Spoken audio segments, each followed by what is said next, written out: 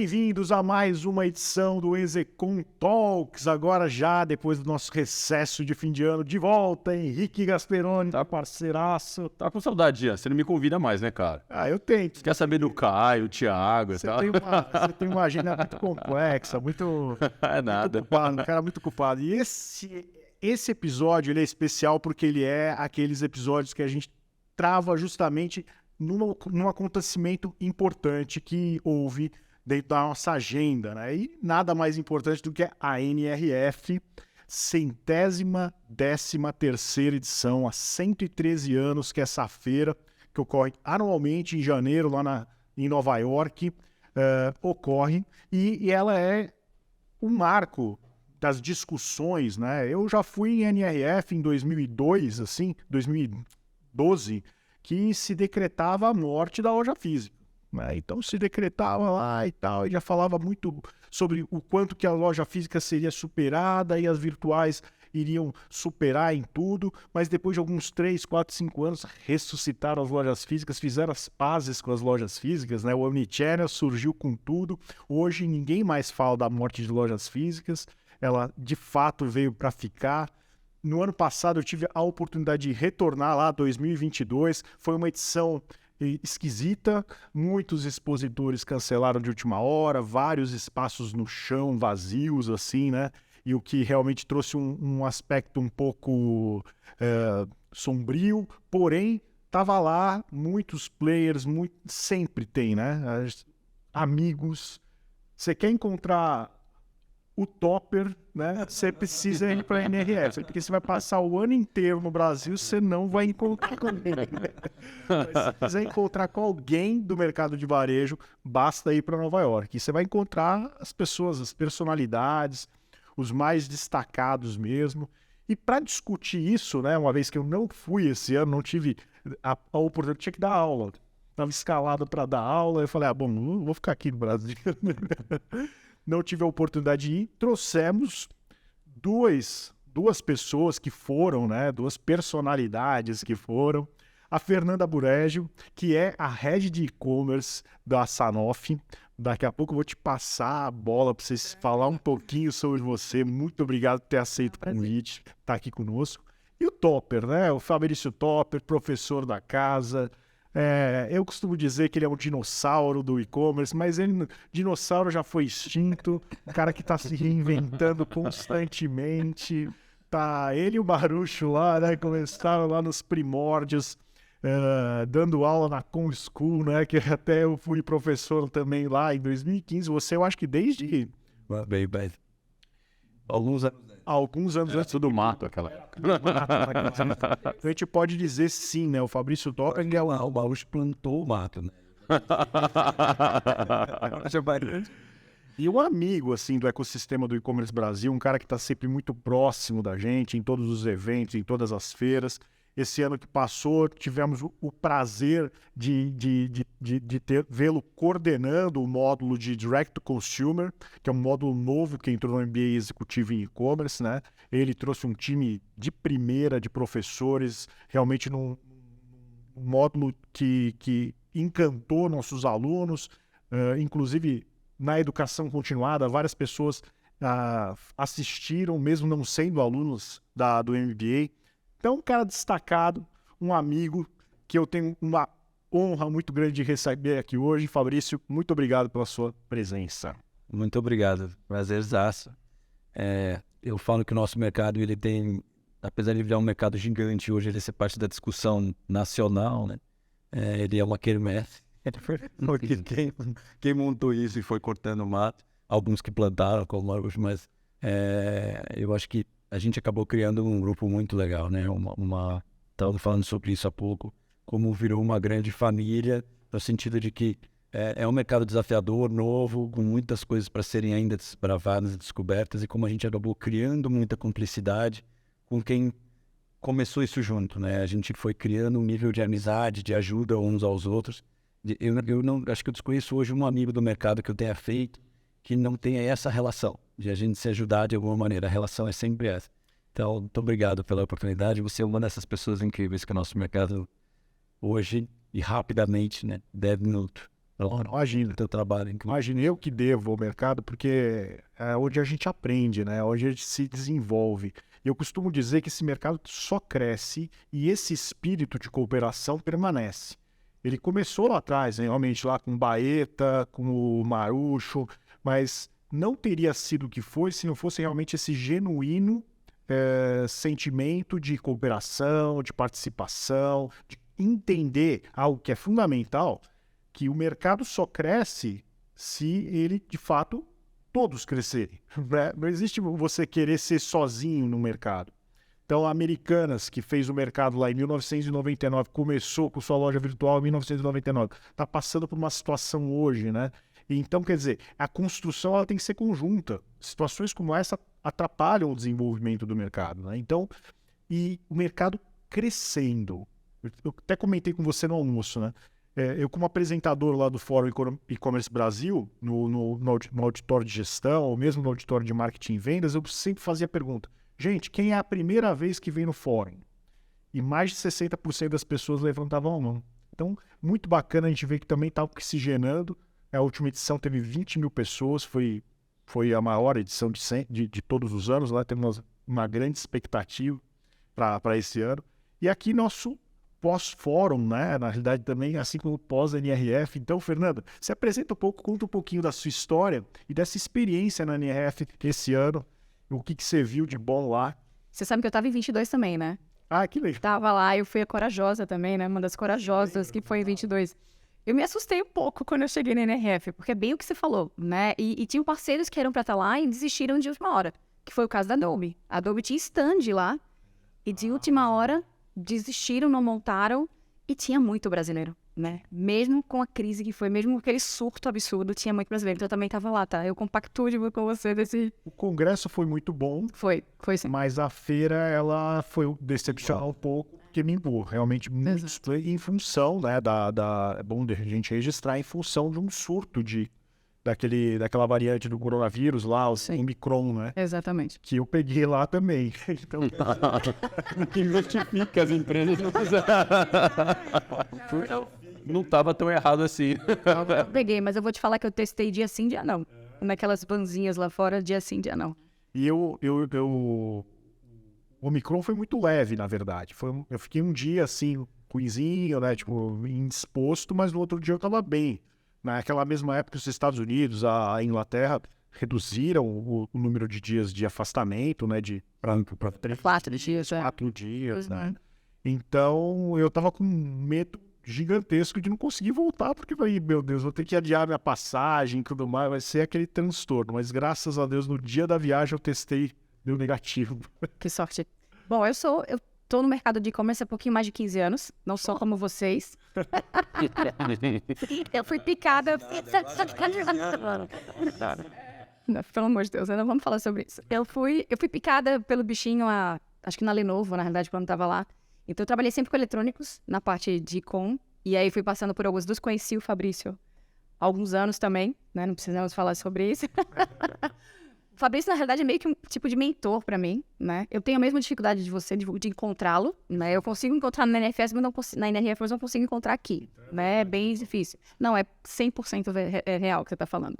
Mas, e tô na Sanofi hoje, uma farmacêutica, eu passei pela Kimberly, pela Rect também, e hoje eu tô como Head Brasil da Sanofi para a divisão de CHC, que a gente chama, que é Consumer Healthcare, que são os medicamentos que a gente conhece aí, que estão na rua, do Flex, o Navalgina, o Allegra, então... Toda a estrutura de e-commerce hoje está sobre a minha responsabilidade. Tá uma delícia.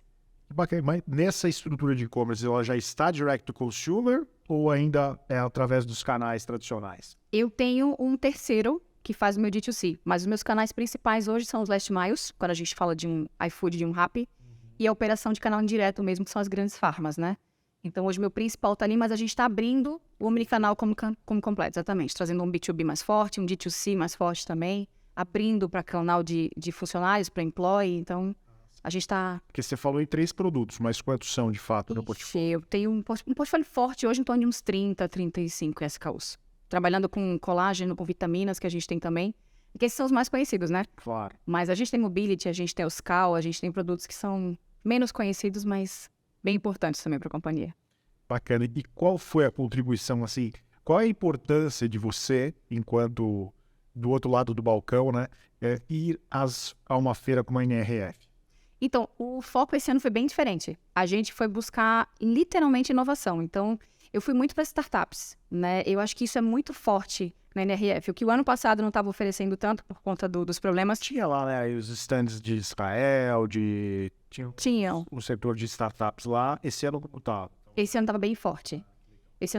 Eu fiquei bem feliz, assim, principalmente quando a gente fala do D2C, que a gente vai olhar a questão do fundamento da loja perfeita, né? Do ePerfect Store. Então, a questão de imagens, a questão de 3D, a questão de inteligência artificial, isso estava muito forte, assim. Então, para mim foi muito legal. Tanto que eu participei pouco das palestras.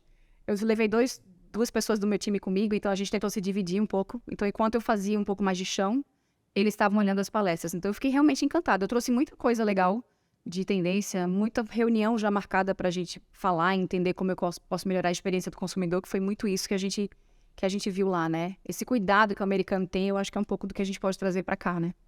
Que legal. E você, Topper, o que você viu lá de mais diferente dos últimos anos? Você tem ido há quantos anos lá? São 5 anos já de NRF, essa foi a 5ª edição. Essa tinha 38 mil pessoas, a gente fala dos 20 mil do nosso Fórum e-commerce Brasil, ela tinha 38 mil, previsto 35, ao resultado final, a parcial final, mais de 38 mil, quase 3 mil brasileiros. A maior delegação brasileira, a segurança maior foi a do México. Então a gente tinha várias palestras, inclusive traduzidas com tradutor simultâneo. Português, principalmente. Português, foi interessante. De fato, eu nunca vi tanto brasileiro num lugar só, então eu vi muito brasileiro. Muito mesmo. E eu vi, conversei. Poxa, 10, não é pouco menos de 10%. Mas olha, com certeza a gente estava fazendo um barulho de 100%. Que especialista. Ocupar espaço foi bem intenso. O que eu achei mais interessante na NRF desse ano é porque toda vez quando a gente vai para a NRF, eu acho que o mercado todo vai para ver e ser visto, né? O tal do network é sempre uma coisa importante. Mas fato que eu, como sou mais acadêmico, sempre vou para buscar o conteúdo. Eu quero muito conteúdo. Sim. Faço questão de eu até sofro se eu perder uma palestra, um dos horários dos slots de palestra. E esse ano, ao contrário de todos os outros, onde todo mundo vai beber de alguma inovação, essa não foi a mensagem. A primeira mensagem de abertura, né, o presidente do Walmart foi homenagear um dos grandes conselheiros deles, que foi um jogador sul-americano e tal. E o primeiro meio, numa das faculdades principais, não lembro agora a faculdade que era, agora o primeiro, lá eles ainda estão acertando a palavra assim como a gente, né? Então o primeiro preto numa faculdade americana, ganhando bolsa para estudar, porque ele jogava futebol americano. E ele hoje, para você ter uma ideia, um dos conselheiros, além das várias empresas, como conselheiro da Microsoft, que é uma das empresas que ele é conselheiro do Walmart. E ele falou que a missão mais importante na vida dele, que a família dele deu para ele, foi que celebrate in times of tribulation. Celebre em tempos de dificuldade. E eu acho que isso seta muito no que foi a tentativa de mensagens da NRF durante todo o período. Um momento de muito desafio, né, da humanidade, especialmente sobre a questão econômica, a inflação na América mostrando sinais de declínio, mas pela primeira vez em muitos anos o americano sofrendo com inflação, o mundo inteiro sofrendo com isso, né, essa ruptura de fornecimento no mundo inteiro, até de energia, no caso da Europa, com os problemas da guerra na Ucrânia ali, do conflito com a Rússia. Eu entendo que a mensagem foi: esse é um momento de adversidade, foquem no que é mais importante, foquem na eficiência, foquem naquilo que é essencial para o negócio, né? Uma coisa do stick to the basics, que eu nunca imaginei que eu fosse ouvir num evento internacional dessa magnitude. Não foi falado sobre inovação. O ano que vocês estiveram lá no ano passado, o Pablo também estava lá com o Emílio, né, um dos sócios da empresa, e muito do que foi discutido foi metaverso. Metaverso. Esse ano tiveram 3 das quase 200 palestras que passaram pelo tema. 3. Ou seja, nós estamos falando de uma redução absurda de importância. É bem interessante, porque esses temas hypados, né, eles nos levam muitas vezes a ter essa... Eu particularmente passei meu primeiro semestre do ano passado acalmando as pessoas. Calma, mano. Faz o seu básico bem feito, né? O metaverso é o seguinte, vai ser mais ou menos igual ao marketplace. Você vai escolher o metaverso que você quer vender, não precisa. E deixa Não pensa nisso agora. Você vai pegar e gastar dinheiro e pensar e estruturar. O hábito de consumo já está lá, não, mas quem for primeiro vai levar vantagem. Nem sei. Às vezes pode perder, né? Se o básico não tiver feito, ele vai perder.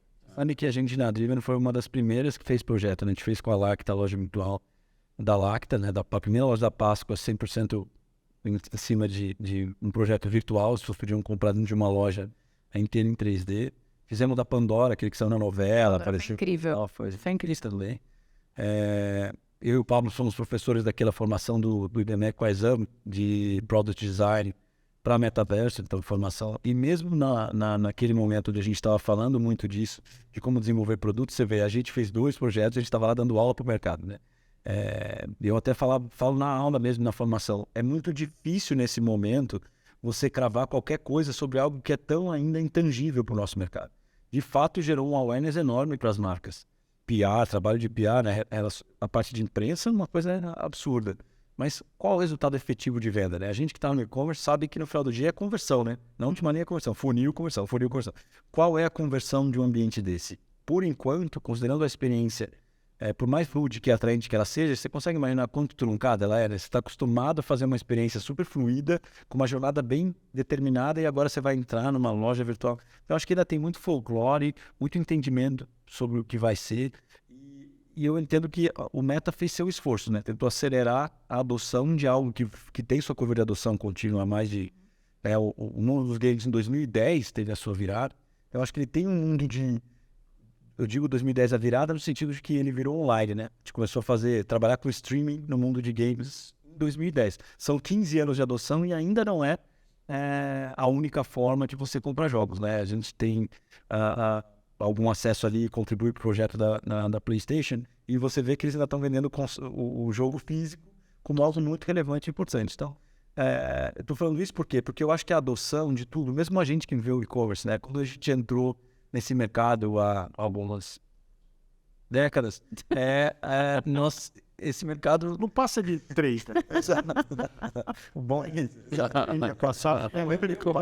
eu praticamente não passo. Apesar do dinossauro, que eu nunca vou esquecer, gente, querido. Mas quando a gente fala de adoção de tecnologia, ela tem uma curva que ela é incremental, né? Ela tem um ato contínuo, ela não é uma coisa que simplesmente acontece do dia para a noite. E eu acho que ali foi mais um desses momentos. Mas fato, que é o que você estava trazendo, é que esses buzzwords todo ano aparecem algum. Há anos a NRF traz alguma coisa que o mercado no ano seguinte investe em massa. Eu acho que o brasileiro, por muitas vezes, e como qualquer outro país que está ali bebendo da fonte do americano, eu diria assim, desse estado da arte que seria o varejo americano, a gente sai copiando o que o americano faz, né? Ctrl+C, Ctrl+V na América, né? Eu falo até que no Brasil que a gente tem o maior player é o Mercado Livre. A gente ainda copia em User Experience a Amazon, tem alguma coisa de errado, né? O brasileiro elegeu o Mercado Livre, a melhor experiência, é totalmente diferente de qualquer e-commerce e todos os outros copiam o modelo Amazon de modelo de venda. Então, a gente vai lá para, de fato, pegar a referência e tentar copiar esses líderes. Quando vem esses buzzwords de referência, a gente volta para o Brasil e tende a fazer a mesma coisa. E eu acho que o metaverso não foi diferente. E entendo que pela primeira vez, talvez, por juntar um momento metaverso que foi muito drástico com um momento crise em seguida, eu acho que o brasileiro chegou lá com outra atitude, sabe? Um pouco diferente dessa coisa do buscar o buzzword, buscar o insight pelo insight, e sim se aprofundar um pouco mais na lição, eu diria assim, no aprendizado acionado. Mas sabe uma mensagem que fica, Fá, até pensando nisso, que foi muito falado, que a principal transformação, enfim, de 22 para 23 não foi a digital, foi a humana, né? Foi o quanto se humanizou tudo o que está acontecendo, foi o quanto se humanizou a experiência, foi o quanto se humanizou a necessidade de coisas novas, da sustentabilidade, da renovação, né? E é um pouco da pauta que a gente vai falar, mas assim, a questão da digitalização que não ficou tão em alta e a parte da humanização que foi falado, enfim, em mais de 50% das palestras, eu achei incrível, né? Que a gente saía de lá realmente com aquela coisa tipo, tecnologia, base de dados, e dessa vez não, né? Interessante. Eu acho que Henrique, a fragilização assim do ser humano, né, durante a pandemia, acho que até aqui na nossa experiência educacional, né, a gente percebe um pouco disso, talvez tenha levado a isso, né? Sim. Sem dúvida. Sem dúvida. Algum aspecto que também uma coisa que eu sempre vejo da NRF é o seguinte, não dá pra gente tirar uma foto da NRF, porque a gente vai ficar pegando esses vícios aí, né? É interessante ver o filme de como que ele tá caminhando. E esse aspecto da fragilização do ser humano durante a pandemia, a inflação, tirando o poder de renda do americano, levou realmente a criar até essa cultura de acolhimento, de diversidade. Até que ponto isso foi discutido lá? E eu pergunto, até que ponto isso é para inglês ver ou é de verdade? Né? Esses aspectos mais relacionados ao social, à inclusão, à diversidade, que é simbólico o presidente do Walmart trazer um negro ou preto, eu não sei Né, qual é a expressão? qual é a expressão adequada. É preto que eu saiba. Bom, enfim. Então, qual que é o recado que se quer dar com isso, né? Tem, obviamente, uma Subliminariedade. Perfeito.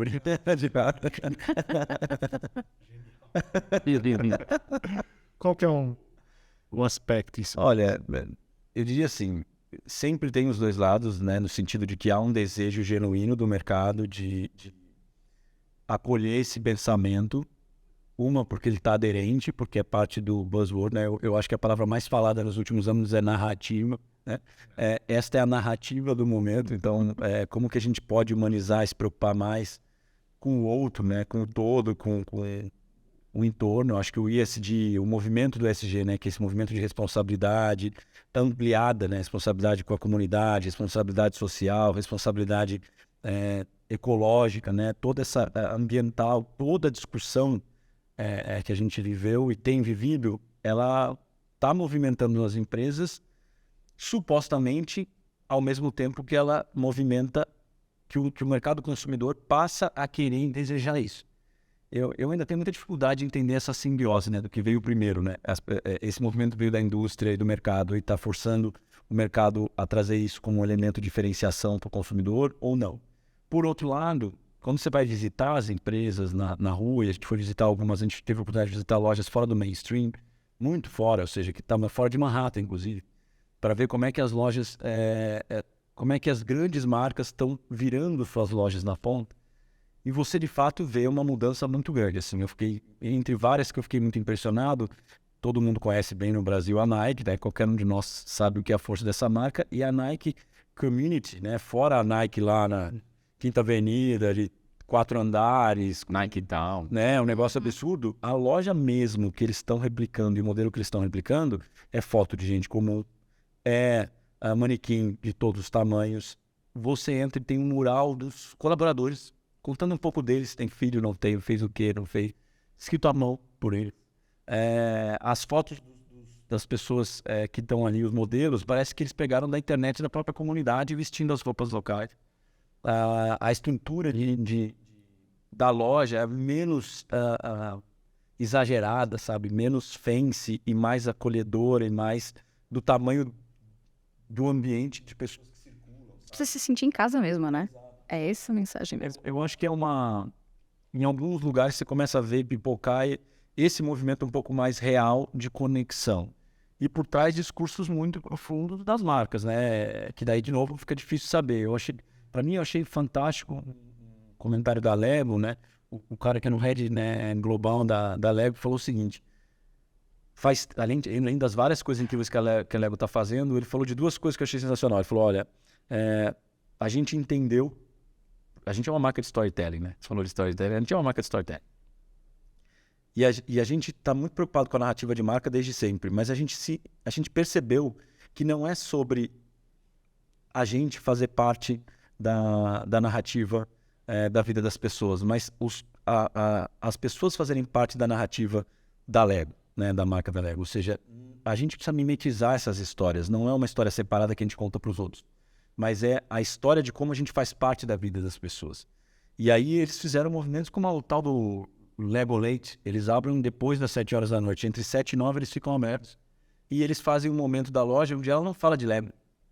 Ela fala da comunidade, ela fala de arte, cultura, ela fala de movimento da sociedade. Não é só para criança, é para quem estiver lá para debater. É como se ela virasse parte do debate social daquele ambiente onde ela está inserida. Então, Um espaço para isso. eu quero acreditar que é muito real, né? Até porque o movimento todo de usados, de economia circular, se eu tivesse que falar uma tendência assim, de fato, ela teve uma tendência muito exaltada, com certeza economia circular. Tá? Você vê quase todas as marcas com laboratórios, desde de recuperação de produto e ressignificação de produto até a venda efetiva. Então, desde uma IKEA criando espaço para os clientes venderem o produto para segunda mão, até uma Levi's recuperando o produto e colocando ele à venda junto com os outros produtos novos, até lojas como que a gente visitou, que eu fiquei alucinado, com a Golden Goose, com uma tabela de preços para você fazer, artistas ali, artesãos, refazerem seu produto, refazerem seus tênis, refazerem sua bolsa e, cara, se você visse a loja, o ateliê e os produtos depois do trabalho, era uma coisa assim, tipo, dava muito mais vontade de comprar aquele produto surrado, repensado, do que o produto novo. E valoriza mais, o que é mais incrível, né? Tipo, porque a gente tem um conceito, tipo, a coisa nova, né? Ela tem muito mais valor. Não. A coisa Tem uma história por trás. a coisa repaginada e ela voltar a ser nova, né? Exatamente. Isso é sensacional. Ela tem um valor ainda maior, né? E é isso que eles estão tentando fazer. Então, tipo, não existe mais o velho, né? Teve uma coisa muito triste, assim. Eu acho que isso é importante falar. Eu fui na Rio, né? E eu descobri que eu, além de não ter condição, poder aquisitivo de comprar peça nova, eu também não tenho poder aquisitivo para comprar na segunda mão. Eu não tenho nem o primeiro segundo de vida, nem o segundo. Não, gente, mas ele foi na The Real Real. A The Real Real é um dos brechós mais chiques que existem em Nova York, é conhecidíssimo, na realidade, né, Fabrício? E as peças são realmente caríssimas, mas a gente tá falando aí de uma moda circular aí, de Chanel, Prada... Viabilidade da vida, não né? tem condições, né? De você perceber qual o seu tamanho dentro de uma sociedade de... É interessante o ponto que você trouxe, porque eu recentemente até a Nike estava fazendo um movimento de você levar os tênis para dentro da loja, tinha uma máquina maluca lá, tal, que limpava seu tênis e saía com seu tênis limpinho, tal. Sim. Então você vê que o movimento, na verdade, ao invés de você ir lá e comprar um novo, né, na verdade entrou numa linha de você limpar o seu tênis e continuar a dar mais vida àquele seu produto. A Apple também recentemente teve a questão do right to repair muito forte, né, do pessoal poder, sei lá, quebra a tela do iPhone e você, ao invés de ter que mandar na assistência, você compra a sua tela e você mesmo pode fazer. A Google tá fazendo isso com os telefones. Exato. A Google tá muito forte com os telefones. É uma preocupação muito forte, Exato. tanto de Eu durabilidade achei do produto, como sustentabilidade e tal, tem um aspecto muito forte nesse A sentido. gente foi visitar a Google e eles estão com essa preocupação. Pensa no valor do produto, né, cara? Porque a Apple, por que a gente compra a Apple, paga 14, 15 mil reais no celular? Porque depois você vai vender o celular por 6 mil reais. Então, Exato. esse valor de marca, inclusive, quando o produto tem um segundo ciclo de vida, ele aumenta muito. Exato. Eu tô brincando ali da Review, que não é mentira que eu não consigo comprar, mas você chega lá e você pensa, uma pessoa que comprou uma Louis Vuitton, comprou uma Balenciaga, qualquer marca mais interessante, você paga caro, mas depois você tem um momento de venda. Você pode usar aquilo como um ativo, né, da sua vida. Então, eu acho que isso as marcas deviam fazer esse movimento por diversas razões, inclusive para valorizar a si mesma do ponto de vista econômico. Exato. O Brasil tem grandes empresas hoje, grandes varejos fazendo a moda circular, né? Na realidade, eu estou assistindo várias pautas sobre isso, inclusive. A gente tem o Peguei o Bode, que é muito forte, muito famoso aqui, que é mais ou menos uma da Real Real aqui no Brasil, e ela é fortíssima. A gente está na Arezzo & Co ali, eles acabaram de comprar a Troc, né? Compraram no ano passado a Troc, que é uma startup inteira voltada para a troca de produtos usados. Eles estão investindo uma energia grande em evoluir o produto, entendendo que aquilo é parte do papel da marca e também de uma oportunidade para quem consome os produtos da marca. Porque se ela é uma grife, né? Se a Arezzo, o Schutz, a Birman, né? O Alexandre Birman, se essas marcas são super nobres, por que não dar um segundo endereçamento do ciclo de vida do produto? Que faz todo sentido, né? Faz todo sentido. E quando você pensa em personalização, né? Porque quando você olha uma das pautas, legal, a Fernanda até comentou, né? Do cliente estar à frente, né? Foi uma das tendências você personalizar a experiência do cliente? Acho que sobre todos os aspectos passa por esse senso de humanização. Eu acho que não foi uma pauta falada única exclusivamente sobre... Tiveram várias pautas, mas quase 200 palestras. Então, era nítido que tinham pautas de personalização, muito mais voltadas até para as startups e para as empresas que estavam trazendo soluções. Mas na discussão do mainstream ali da feira, estava se discutindo muito a importância de criar uma conversa mais próxima, mais íntima com os seus clientes. Até falando um pouco de Z Generation, né, a geração Z, e como esse público hoje, né, se libertou de uma série de paradigmas e a conversa com ele não é mais tão tribal e muito mais individual. É que ele agora tem dinheiro, né? Você já parou pra pensar nisso? Agora mudou, né? Exatamente. Então, assim, que é um estudo novo agora, né, que a gente tá fazendo. Então, tipo, a geração Z hoje, ela tem capital, né? Ela não é mais, não é mais como antes, né? Ela é uma geração hoje que tem poder aquisitivo. Então, assim, a gente tem que realmente considerar a geração Z. Poder aquisitivo e, de longe, a geração com mais poder de influência. Não tem dúvida. Então, você tem finalmente dinheiro e influência. Então, Imagina o poder dessa geração. sim. E aí falou-se muito de personalizar a jornada, gamificar a jornada, né? A qualidade do conteúdo, a própria inteligência artificial permitindo produzir conteúdo em massa, muito mais personalizado, em tempo real, para responder essa dinâmica de interação e conversa. Sobre o ChatGPT lá.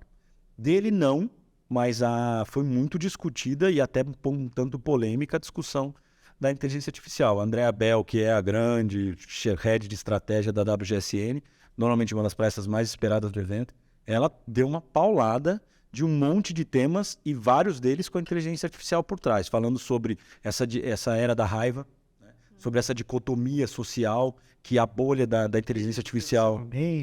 a produção do conteúdo, né? Congelando, colocando as pessoas na bolha porque é o que você se interessa, né? Exatamente. Você está no momento de uma polaridade mundial, né? Que se viu no Brasil nas eleições, a gente está vendo também nos Estados Unidos e em diversos países. É curioso até esse inconsciente coletivo, né, que traz a humanidade. É que talvez ele seja um consciente coletivo de um algoritmo que pegou as extremidades daquilo que reverbera, porque qual é o grande dilema? A inteligência artificial não é ética, ela não tem valores, ela não é um ser humano. Ela é parametrizável, então ela tem parâmetros. Qual o parâmetro principal de qualquer rede social, mídia? Interação. Atenção, né? Vamos usar, resumir tudo isso a atenção. Ela quer mais atenção.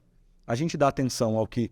Eu adoro aquela musiquinha do Eu falo tudo que ele gosta de escutar, deve ser por isso que ele vem me procurar. Então, já dizia a música. Então, se eu consigo te entregar mais do que você quer e passa pela personalização, você se interessa mais por isso. E você se interessa por duas coisas, né? Vamos lembrar que o neuroeconomista aqui vai falar dos gatilhos emocionais. O gatilho emocional do positivo, da conversa agradável, ele é muito eficiente, mas o da raiva, o do incômodo, do desconforto, ele é muito mais.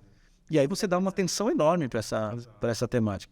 Então ela falou muito disso, da separação da sociedade. Isso vai tornando realmente assim uma polaridade muito grande e uma intolerância muito maior, né? Porque você se irrita com o fato de estar vendo o contraditório. Antigamente, até Era agradável. Não, antigamente você era obrigado. Você sentava lá na televisão, você tinha que ouvir ou o Silvio Santos ou a Rede Globo, sei lá. Você ia ver duas versões da coisa e ia levando, né? Hoje você é exposto ao algoritmo que te condiciona e te entrega exatamente o que você quer ouvir. E o que você não quer ouvir, você para de ver, para de ser exposto, para de ser obviamente, exposto ao contraditório. Então, naturalmente, você vai reagir assim na tua vida, né? Eu diria que o maior dilema, já você me permite aqui dar uma visão diferente, não é o que você gosta de ouvir. O problema é que a gente está ouvindo muita coisa que a gente dá atenção justamente porque a gente não gosta de ouvir. É o famoso, se você fala um negócio que me incomoda, aquela polêmica, eu tô desse lado da polêmica, no quentinho dos meus amigos, mas eu quero falar de coisas que me incomodam, porque isso dá mais assunto, gera mais atenção e audiência. Então a era da raiva é porque a gente, além de estar vendo só aquilo que se conecta com a gente está dando mais atenção para aquilo que fere o nosso bem-estar, que nos estressa, que nos angustia. Isso aproxima até da fake news, porque normalmente ela é tão irritante para você, como você colocou, né, nesse aspecto da neurociência. Agradável pelo fato de ser irritante. Uhum. Né? Você quer consumir, você se expõe àquilo porque aquilo te provoca. Né? E ela falou também, olha que interessante, quando já se conecta com o segundo. Duas coisas que você falou. Ela falou do fear of logging on and out, né? Então, medo de se logar e de estar deslogado, porque a sensação que se você estiver deslogado, você está perdendo alguma coisa. Tá Que fora do mundo, Você está fora do mundo. Esse desconectado hoje é meio assustador. Fala da questão do fear of logging on, no sentido de se eu entrar é um rio que me leva, eu não consigo sair lá. E também falou do deepfake, você falou do fake, né? Desse mundo do deepfake, falou do deepfake e das angústias do deepfake. Porque hoje você cria uma pessoa que não existe. Ela mostrou até o vídeo de um youtuber que ficou famoso que em 26 minutos ele virou uma indiana com forma física, tom de voz, tudo. Ele não era mais aquela pessoa e ele está no mesmo cenário, ele vai mostrando, ele codando, enquanto ele vai mudando de identidade. Então, hoje você pode estar falando com uma pessoa que não existe, vendo conteúdo que nunca foi produzido por um ser humano, com uma assinatura autoral de qualquer pessoa. A gente está vivendo uma realidade tão grande de filtros e identidades plásticas que a gente pode estar falando amanhã amanhã eu vou, os tais dos óculos, né, de realidade aumentada, eu vou te pedir inclusive para você pôr, para você se relacionar comigo, porque eu prefiro que você me veja sobre os óculos, sobre os filtros que eu gosto, do que você me ver de verdade. É muito louco. E a velocidade que isso está acontecendo, né? Então, ao mesmo tempo que você tem um movimento de sair da internet e criar comunidades fora da bolha, então redes sociais pipocando em tudo quanto é lado nichadas, você tem um movimento. Esse é um fenômeno da Web3. Né? Totalmente. E falou-se um pouco de Web3, eu esperava mais, tá? Bem mais. Que é basicamente a descentralização dos canais de produção de conteúdo e tudo mais. Algo que se possa aqui aproveitar em termos de insight para varejo? Então, eu diria que o grande insight por trás de tudo isso a gente vai ter muito mais velocidade de produção de conteúdo, a gente vai ter muito mais condição de personalizar as coisas, a gente vai ter outros espaços de se apropriar para a condução que a marca produz, para o espaço midiático que a marca tem, então aqui a gente vai rentabilizar outras coisas, e vamos viver uma realidade muito mais do tal do always on, né? Que eles chamam de live ops, que acho que esse é um pouco do que a Web3 permite, mas do que esse mundo de gamificação da história do metaverso traz também. Ou seja, as jornadas personalizadas, a tal forma que as marcas vão precisar responder ao estímulo do usuário, criando iniciativas e estratégias gamificadas, respondendo em tempo real. Então é menos ter estrutura de atendimento ou um e-commerce o tempo todo ativo, que isso já é realidade, mas de conseguir criar estratégias durante a jornada com interações e estímulos muito mais sofisticados para garantir esse engajamento do consumidor, garantir o ciclo de recompra, especialmente a atração dessa geração que hoje, você fala assim, eles são ligados à marca? São, mas muito menos. Eles são ligados ao que aquilo representa do ponto de vista de experiência, de entendimento, de conexão. Muitas vezes o porta-voz da marca, né, os influencers, os collabs, geram muito mais venda do que a grife e do que a marca, porque ele quer essa conexão mais profunda, ele quer uma jornada mais sofisticada, mais interativa, mais real. O funil de vendas ele tem 100 anos. E ele evoluiu ao longo do tempo, a gente foi criando novos modelos e mais recentemente tem um modelo que, aliás, a gente usa bastante, né? Que foi o Henrique que apresentou, que é o Flywheel. Eu acho que ele faz todo sentido. Explica para nossa audiência, para quem não sabe. Para quem está acompanhando o Flywheel, na verdade é o funil de vendas com o conceito dela é que quanto mais rápido ela gira, mais negócios você gera a partir dali, né? Mas você divide seu grupo em 3, basicamente, um grupo de atração, um grupo de retenção e um grupo de encantamento.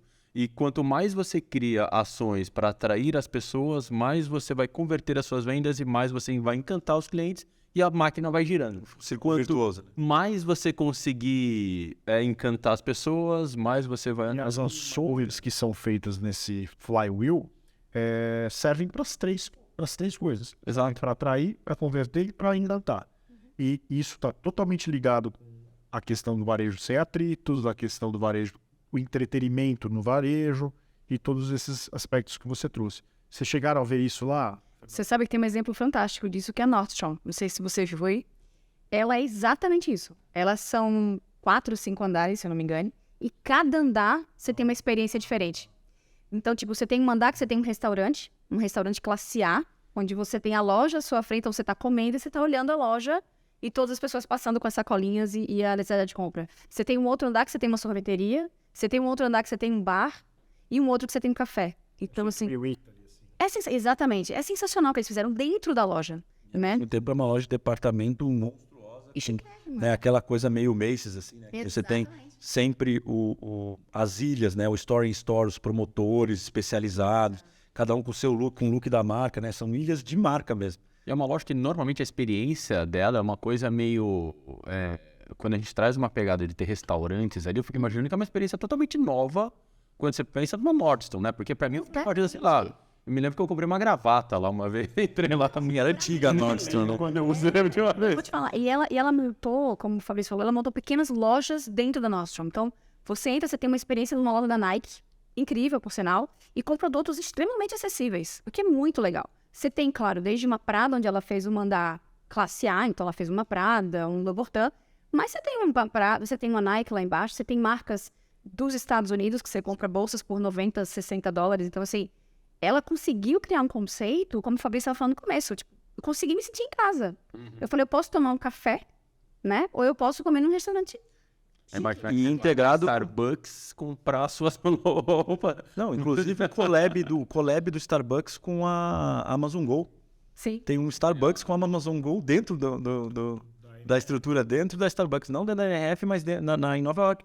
Os caras estão falando collab até de serviços conjugados diferentes que se combinam. Sabe outra coisa que eu achei muito legal também? Você conseguir entrar na loja e você pagar onde você quiser. Né? Você não precisa mais ir para um caixa pagar, ou você ir para um check-out ou um self-checkout. Não. Isso é genial, né? Você pode ter com a palma da mão você tá pagando hoje. Né? Imagina, eles têm minha vida na palma da mão, mas você paga com a palma da mão onde você quiser. Né? Você tá no começo da loja, você paga, você tá no final da loja, você paga, você tá no meio, você paga, você quer sair... Enfim, isso é sensacional.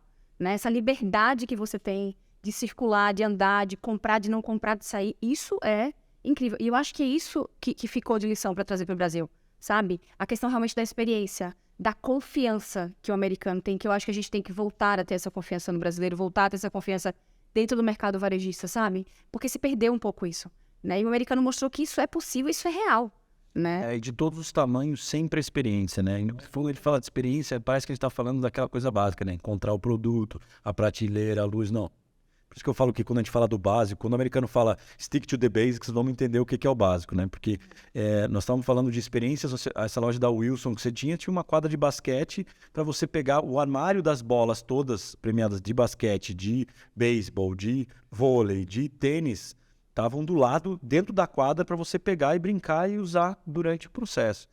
Então, o nível de interação, a H&M ali, né, fazendo uma loja conceito, também estava fora de Manhattan, essa que a gente foi visitar, é uma pop-up que tem aulas de yoga. Então, ela é super roupas leves, roupas de esporte, e ela tem aulas de mindfulness, aulas de yoga, ela tem um espaço para fazer isso com horários de sessão para você. Experiência, né? Bem conectado ao conceito de flywheel, né? Você trazer o evento para dentro da loja, envolvê-lo. E como que o e-commerce conversa com essas experiências? Do que eu vi, a própria Nordstrom, você consegue... primeiro, as lojas funcionam 24 horas para retirar produtos. Então, você pode comprar produtos em qualquer lugar. Comprei agora à noite, quero fazer um pique e retire. A loja não vai abrir para você, mas se você bater na porta, ele vai e traz o produto para você. Tá? Você de 50 anos. Exato. Mais ou menos isso. O conceito é muito interessante, porque, inclusive, eu acho que parte de tudo isso tem a ver com a coisa antiga, né? Quando você fala comunidade, a Nike colocando a história dos funcionários, dos colaboradores. Gente, que coisa mais antiga do que isso?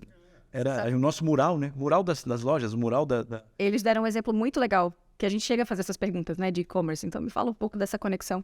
E eles falam muito isso. Eles falaram, inclusive, deram um exemplo, tipo, se você é um executivo, perdeu um voo, e aí você chegou, você tem uma reunião naquele momento, mas a roupa que você tá não tá adequada porque sua mala foi bater em outro lugar. Ele diz que você consegue, pelo aplicativo, solicitar para o gerente da loja que não abriu a loja ainda, a roupa que você quer, você separa com ele separa a malinha, ele abre a porta para você, você vai lá, pega a mala, e ele consegue saber quando você está chegando pelo aplicativo. Então, pelo aplicativo, ele consegue detectar o raio que você tá, para já deixar a porta aberta para quando você chegar, pegar a roupa, trocar e conseguir chegar na tua reunião. E isso tudo conectado, é muito louco. A história dos restaurantes nasceu do café do pickup.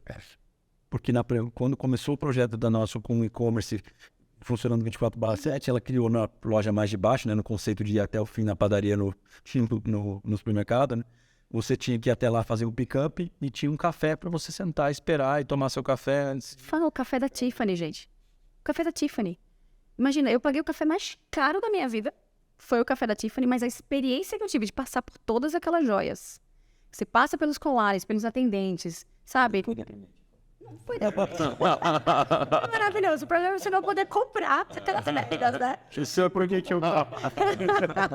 Mas é uma experiência incrível, né? É você sentar na loja desse, foi pra tomar um café, $20. $20. Mas é uma experiência fantástica. Você entra, você vê aquelas pessoas chiquérrimas, belíssimas, compra os joias. Também. Vem um chocolatinho, uma coisinha. Mas também. Essa é uma experiência. E eu posso te falar, eu voltaria lá sempre que eu pudesse para pagar $20 no café para ter essa experiência.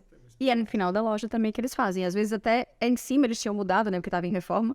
Mas é fantástico, é uma experiência incrível. Sabe que eu acho que tem muito essa experimentação, a gente fala de experiência, né? Mas a experiência, ela é uma experimentação do cliente, uma experimentação da marca. Sim. E eu vi muitos, né, tanto nas palestras como visitando as lojas, essa experimentação sendo verbalizada, no sentido de lojas vivas, lojas que eu faço atrações o tempo inteiro, dou autonomia para os gerentes, alego falando que todas as lojas hoje, eles desafiam os gestores a criarem experiências novas a cada virada de mês. Então, como deixar esse projeto de loja mais livre, mais flexível, sabe? Aquela coisa, tipo assim, cada um tem o seu jeito, cada loja tem a sua forma. O próprio Starbucks tem aquela coisa do Starbucks reserva, o Starbucks tradicional, e aí, de repente, o Starbucks lá no prédio do Empire State, né? Com um negócio inteiro repensado para se mimetizar com a história do Empire State. E ele vem aprendendo a fazer isso, né? Como é que ele vai se mimetizando? E cada vez mais essa conexão entre serviço e produto e compra e venda, sabe? Que eu acho que funciona. A NRF também, além da feira, quer dizer, além do congresso, são 180 palestras, né? Sim. Sim. Você tem a feira. E dentro da feira... Isso estão no calendário, fora as que os estandes fazem separados, as foras.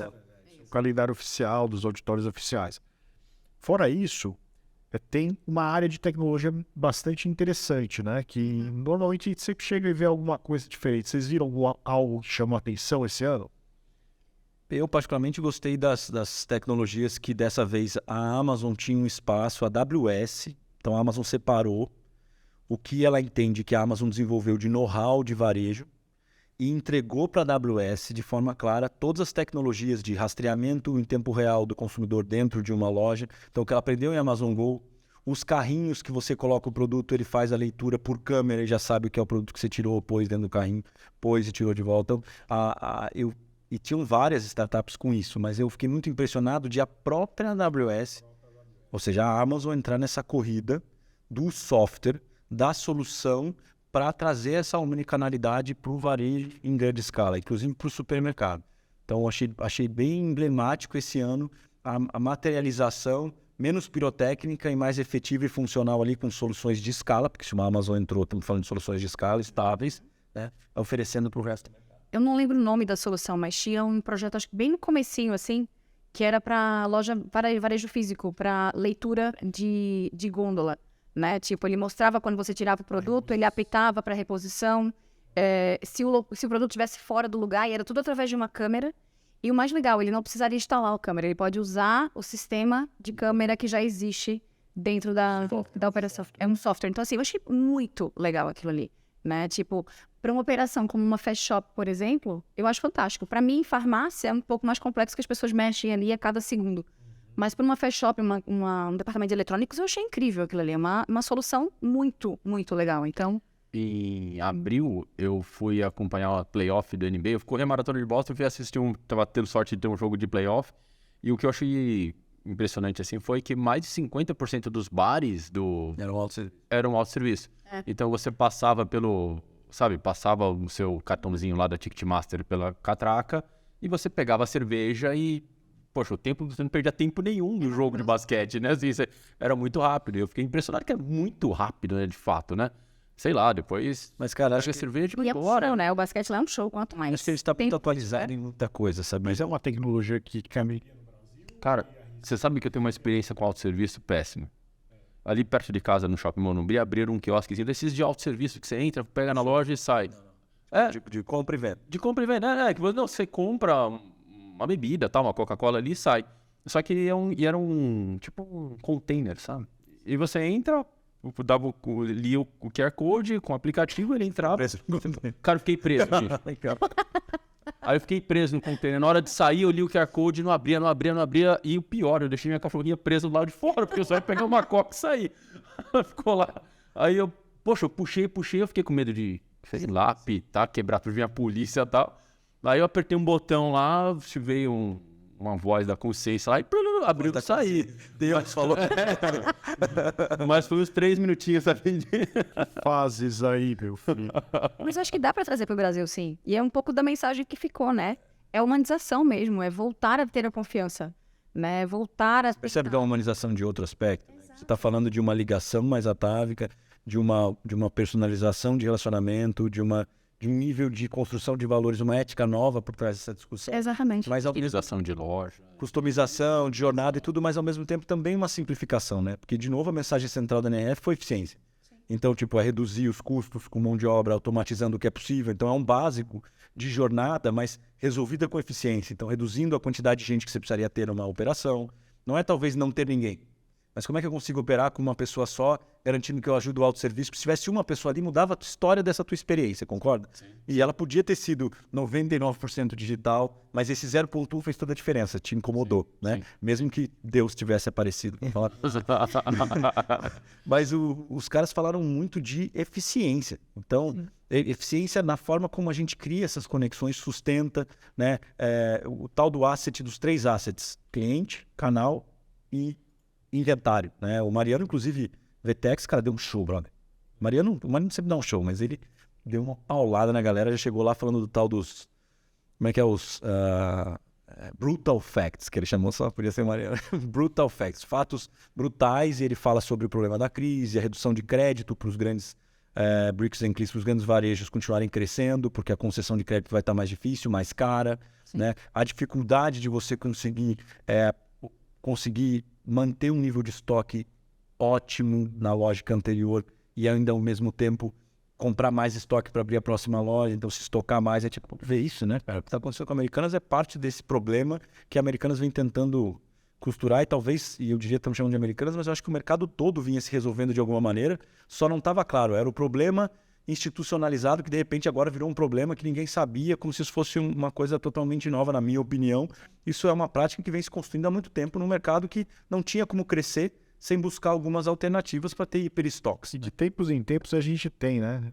Infelizmente, o varejo ele trabalha com margens muito baixas, né? Então, margens operacionais muito baixas. De tempos em tempos tem a quebra de um grande aí. Ricardo Eletro, Arapuã. Acho que ninguém nunca pensou que ia ser do trio um dos maiores bilionários do país. A Mate.com também sofreu isso. Ali a gente tem até o receio de haver algo por trás, né? Sim. Como pode, né? E aí vai estar por trás de tudo isso. Mas isso o mercado como um todo dá uma sacudida, né? Porque agora os bancos... Não, se cria uma desconfiança generalizada, né? Já está num momento tenso. Já existe um risco iminente de uma crise velada, apesar de ter se falado muito que a crise americana é um tiro de raspão, não é real, né? Mas o fato é que a gente está todo mundo preocupado. E de repente você... Cenário político, mudança de política econômica, uma série de coisas. E de repente você tem uma crise dessa num dos top 5 varejistas do país, né? Top 5 players digitais. O nosso mercado é muito duro, essa mensagem. É, impacto forte. E aí fez ainda mais sentido a mensagem que o Mariano trouxe, que muitos outros trouxeram.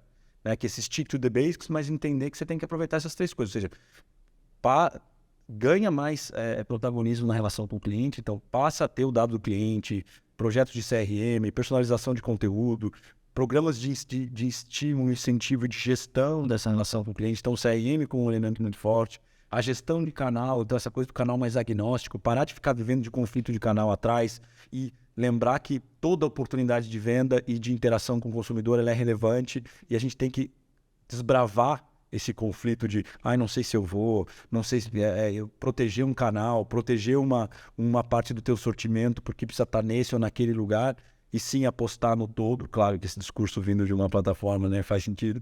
A gente sabe que é mais difícil esses conflitos de política dentro de casa, mas de fato tem muita oportunidade hoje travada nesses dilemas. E ele fala do terceiro ponto, que é o aproveitamento de inventário. Como é que a gente vai colocar esse sortimento que custou uma fortuna disponível para a rede inteira? Né? Como é que eu posso garantir que qualquer um de nós consumidores possamos acessar a oportunidade de compra toda disponível naquele player? Então, tipo, se a Nike tem estoque de um produto personalizado no Japão, por que eu não posso comprar se eu estiver disposto a pagar e sei que esse produto tem como chegar aqui? Por que aquele produto é inacessível para mim? Né? Se essa rede toda está conectada. Uma mensagem que ficou muito forte também é o test and learn, né? Que o brasileiro ainda tem muito medo, né? E isso está muito claro nos Estados Unidos. Eles testam tudo. E eles aprendem com o erro e com os acertos. Eu acho que no Brasil o MVP, ele ficou uma pegada do posso errar sem... eu acho que a gente não... Como coisa... MVP, tal. Ele não é o minimum viable product, né? Ele é o minimum value proposition no Brasil.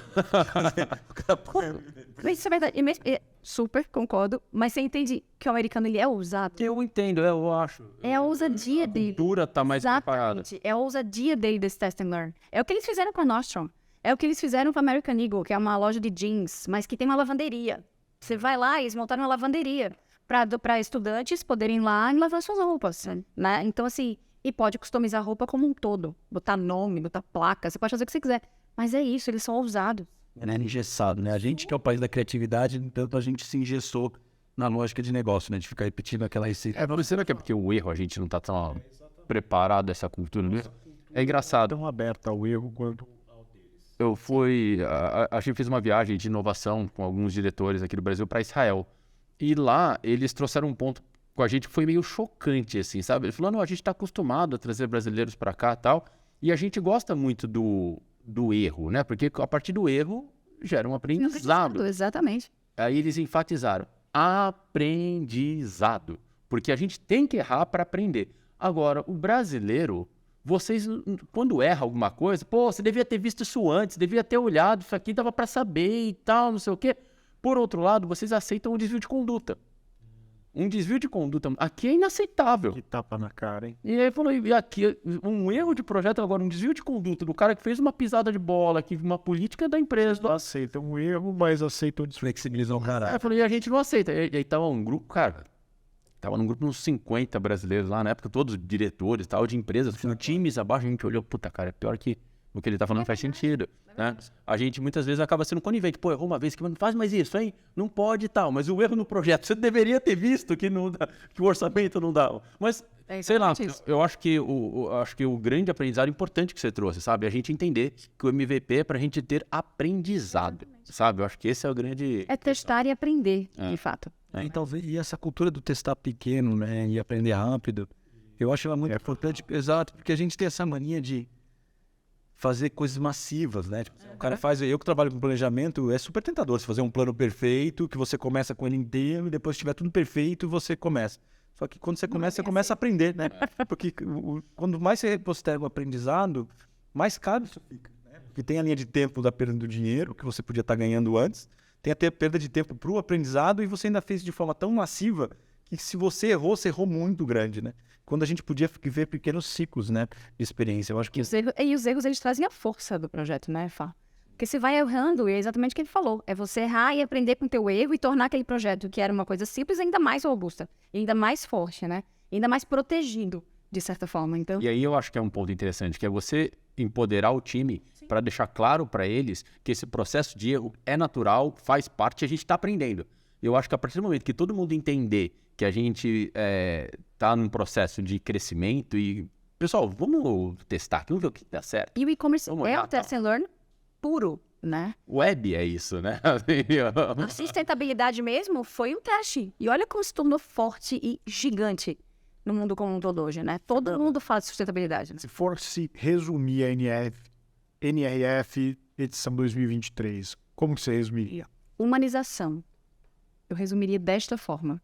É trazer todo o negócio que a gente tem hoje de uma forma mais humanizada. Tornar mais viável, mais factível, mais acessível. E fazer com que as pessoas de fato se sintam em casa, seja no mundo online, seja no mundo físico. Bacana. Eu levaria dessa forma. Topper, e você? Para poder me encaixar, senão não vai ficar encaixado aqui. Para mim tem a ver com cuidar do que é mais importante. Eu acho que a mensagem incrível foi que em tempos de dificuldade, em tempos difíceis e no momento de uma humanidade um pouco confusa, né, times of tribulation, né, lembro da primeira mensagem ali da abertura, eu acho que a gente precisa cuidar do que é mais importante. E o que é mais importante são as pessoas, então por isso a humanização. Viu? Né, os clientes, os colaboradores, os teus stakeholders, E logo depois cuidar daquilo que te ajuda a fazer o negócio girar, que são teus produtos, teus canais. Seus parceiros. Exatamente. Então, Curiosamente não. Você esteve no Web Summit em novembro, né? Você também foi? Não, esse não, foi no passado. E lá o Web Summit, ele tem uma pegada um pouco diferente do varejo, mais o digital e tudo mais, mas traz um viés bem europeu, né? Até por rodar em Portugal, mas ele nasce na Europa, né? Qual que é as conexões? Você vê um mindset, um inconsciente coletivo, uma conexão entre os dois? Não? acho que a preocupação da crise estava iminente nos dois, então acho que apareceu no Web Summit muito forte, até porque na Europa está em crise. O resto do mundo está com medo de uma crise, mas não está necessariamente em crise, né? As taxas de emprego aumentando, a inflação reduzindo, né? O PIB positivo, então a crise não está acontecendo. Mas lá está. Mas eu diria assim que a coisa que mais conectou foi a questão da ética sobre a inteligência artificial. Foi a polêmica sobre a inteligência artificial, o que a gente está fazendo com tecnologia, nós estamos usando para quê? Para melhorar a humanidade, para melhorar a qualidade de vida, para melhorar de fato o nosso entorno, já que estamos falando de preocupação com a comunidade, do discurso que você provocou no início da nossa conversa, isso é real ou não é?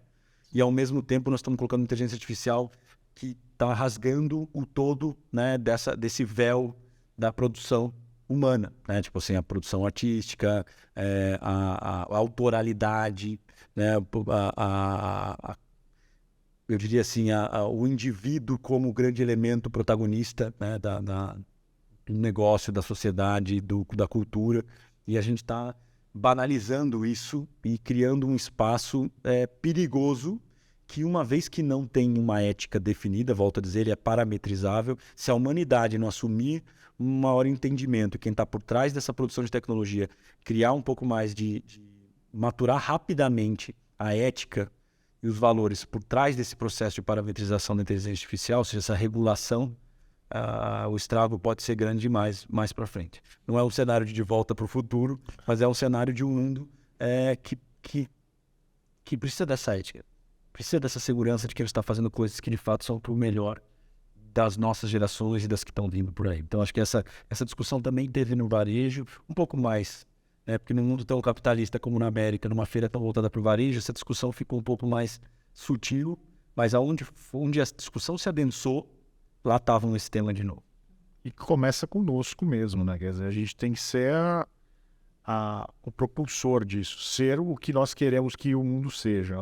Eu nesse momento, vou aproveitar para a primeira coisa que a gente falou. Nós estamos fazendo parte de uma comunidade que é a comunidade do e-commerce, a comunidade do digital, da economia digital. A gente cresceu, se desenvolveu e é muito grato a esse mercado porque a gente construiu nossas vidas, nossas carreiras, né, nossa capacidade econômica dentro desse negócio. Mas a gente falou de uma coisa muito bonita, que é essa vontade de se ajudar e de fazer diferente. E uma coisa que eu falava muito lá atrás, que eu e o Maurício discutimos muito, era a gente tem uma oportunidade de ser o agente de mudança. Ser o protagonista. Se a gente é a comunidade que está fazendo a mudança, por que a gente não está discutindo uma mudança mais profunda que de fato traz responsabilidade, consciência e um novo jeito de atuar em volta dos negócios? Porque o mercado nos deu essa liberdade poética porque ele não sabia o que fazer com o digital, era tudo muito diferente. Então ele pela primeira vez parou e falou assim, não, talvez eu não saiba o que fazer. Deixa eu perguntar para essas pessoas, deixa eu trazer esse pessoal diferentão aqui. E a gente tem essa chance ainda. Somos o único motor capaz de fazer isso. Enquanto estivermos esperando alguém fazer por nós, a sociedade continua sendo o que é. E eu acho que o nosso segmento tá dentro desse espaço, sabe? Me deu uma alavanca, eu levanto o mundo. Sim. Nós estamos com a alavanca na mão e estamos com o ponto exato para usar essa alavanca e mudar a realidade.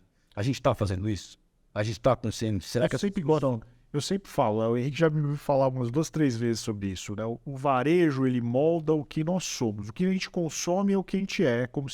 É como a gente interage com o mundo, é como nós nos entendemos, é como a gente realmente se reconhece. Então, olha o papel, a importância dos profissionais por trás disso, né? O quanto que nós temos impacto, sim, o quanto que nós podemos tornar o mundo um lugar melhor através de um varejo mais consciente, de um capitalismo mais inteligente.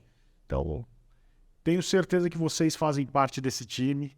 Fernanda, Fabrício, muito obrigado por terem aceitado, por terem tido a generosidade de dividir esse tempo conosco, né, Henrique? Eu posso fazer uma última pergunta para eles? E eu vou ligar. Eu queria aproveitar para pedir a música. Eu queria, Fernando e Fabrício, uma indicação de uma música para eu colocar na nossa podcast para os alunos, para a gente ouvir durante as aulas ali. Fala a peça. Não, você tem que ser 2 músicas, vou colocar aqui na nossa podcast. Eu vou ter muita dificuldade agora de pensar, além das músicas. Não vale o hino do Corinthians, porque eu já coloquei. Eu vou sugerir que você vai colocar junto no podcast, é isso? Eu gerei. Eu não posso colocar que o YouTube corta a gente. Então fala pra galera entrar no YouTube, aproveitar que estão aí dentro Diga. e entrarem nos shows do Café UA. A gente Gente, vamos botar Alicia Keys, Empire State. Empire State, ó. Empire State of Mind. Que a gente homenageia e já faz um link. Eu amo essa música. UA. Muito bacana, né? Eu sempre peço pra ela cantar. É uma mulher fantástica. Tá aqui, ó. Sempre que eu tô lá, eu converso com ela, falo ali, filho. Faltinho. Está aqui no nosso playlist de Pinera. Fantástica. Essa música é belíssima. Muito bom. E no Café Uá tem um clima diferente. Né? Quem for em Nova York, por favor, vá ao Café Uá, porque é uma experiência. Café One, já marquei aqui. É uma experiência. Não, eu fiquei curioso para ver o vídeo agora. Muito bem, gente. Muito obrigado pela participação de Eu vocês. que agradeço, foi um prazer. Obrigado por fazer essa diferença sempre no nosso mercado, já. Sobre todos os aspectos. Prazer estar aqui, mas eu agradeço porque a gente precisa desse movimento. Eu queria ver com vocês, quem quiser continuar esse bate-papo, os encontra onde? Bom, Fabrício, eu já entendi. Nós estamos aqui na RF 2024. Então, você já sabe, em Nova York, o principal centro de convenções de Nova York, lá na NRF, tá lá. Fernanda, como é que te encontra no LinkedIn? Eu tenho o LinkedIn, que é Fernanda Burégio, e tem também o Instagram também como Fernanda Burégio. Legal, tá aqui. dois estão Na abertos. descrição aqui para acompanhar. Fabrício, e você, meu caro? Quem te encontra nas aulas? Em lugar nenhum, só nas aulas, se você quiser. Quase todas as instituições de ensino falando sobre digital, especialmente aqui, né, Canadá, que eu tenho uma honra de estar aqui. No LinkedIn, Fabrício Topper. É fácil Topper, porque é Topper com 2 P's, Fabrício com 2 E's. Né? É super fácil. Exato.